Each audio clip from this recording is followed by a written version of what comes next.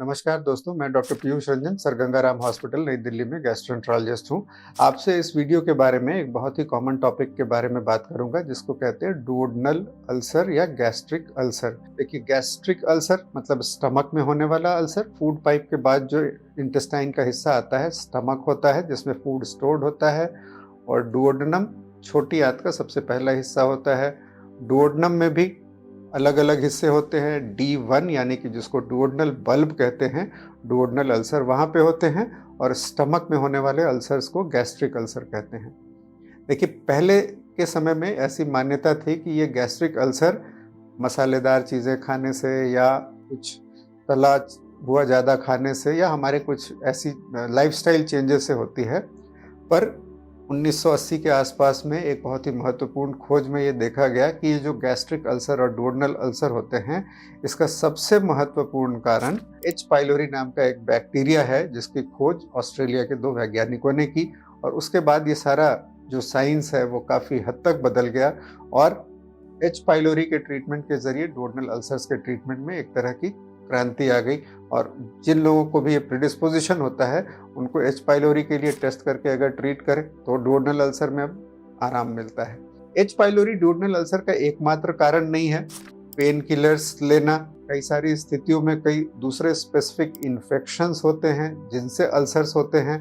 पर हम peptic ulcer जिनको कहते हैं, वो अल्सर गैस्ट्रिक और डुओडेनल अल्सर्स में एसिड प्रोडक्शन से होते हैं जिसमें एच पाइलोरी प्रमुख रूप से इम्पॉर्टेंट है। अल्सर्स के जो सिम्टम होते हैं वो जनरली पेट में दर्द होना, पेट के ऊपरी हिस्से में, और ये दर्द काफ़ी तेज़ हो सकता है।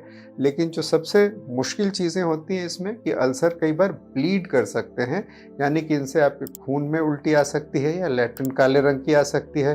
तो जब भी पेट के ऊपर के हिस्से में दर्द के साथ काले रंग की लैट्रिन आ रही हो तो गैस्ट्रिक अल्सर या डुओडेनल अल्सर होने का शक होता है। कुछ दवाइयाँ, यदि कोई व्यक्ति किसी कारण से काफ़ी ज़्यादा मात्रा में पेन किलर्स ले रहे हों और उसके बाद पेट में दर्द और ये हो, तो इस चीज़ का शक काफ़ी ज़्यादा और बढ़ जाता है और उसमें गैस्ट्रिक अल्सर या डुओडेनल अल्सर होने की संभावना ज़्यादा होती है। डुओडेनल अल्सर के डायग्नोसिस के लिए जो टेस्ट सबसे इम्पॉर्टेंट होता है वो एंडोस्कोपी होता है। एंडोस्कोपी जब भी हम करते हैं तो या तो स्टमक में गैस्ट्रिक अल्सर जो कि एक जिसकी साइज़ हम देखते हैं और उसके अंदर अगर खून की नस दिख रही हो तो उसके हिसाब से हम उसका इलाज तय करते हैं अगर ब्लीडिंग हो रही है तो। सिमिलर चीज़ डुओडेनल अल्सर के लिए होती है। तो अगर ब्लीडिंग हो रही हो तो भी इसके क्लासिफिकेशन होता है। उसके अंदर अल्सर के बेस में अगर खून की नस दिख रही हो और उससे ब्लीडिंग होती हुई दिख रही हो तो एंडोस्कोपी के ज़रिए इंजेक्शन करके इस ब्लीडिंग को रोका जा सकता है। और अगर ब्लीडिंग नहीं हो रही हो तो सिंपल दवाइयों के ज़रिए, इन दवाइयों में प्रोटॉन पंप इनहिबिटर पॉजिटिव है स्टमक के अंदर, तो फिर एच पाइलोरी के लिए 2 हफ्ते का ट्रीटमेंट। एच पाइलोरी के संदर्भ में मेरा एक अन्य वीडियो है जिसके बारे में आप डिटेल में देख सकते हैं। और अल्सर के इलाज के लिए जनरली अगर ब्लीडिंग हो रही हो तो हम अल्सर ठीक हो गया या नहीं हो गया इस चीज़ की जांच लगभग 3 महीने के बाद एंडोस्कोपी की करके करते हैं। और एच पाइलोरी हमने इरेडिकेट कर लिया या नहीं कर लिया ये चीज़ हम 1 महीने के बाद सिंपल नॉन एंडोस्कोपिक टेस्ट यानी कि एक स्टूल का टेस्ट करके या ब्रेथ टेस्ट करके देख सकते हैं कि एच पाइलोरी इरेडिकेट हो गया या नहीं। तो एसिड से संबंधित होने वाले अल्सर के ये 2 कारण हैं, और ब्लीडिंग और पेन अल्सर से 2 इंपॉर्टेंट चीज़ें हैं। अल्सर से होने वाली एक तीसरी सबसे जो कैटास्ट्रोफिक, जो सबसे मुश्किल कॉम्प्लिकेशन होती है वो अल्सर का फट जाना, लीक कर जाना।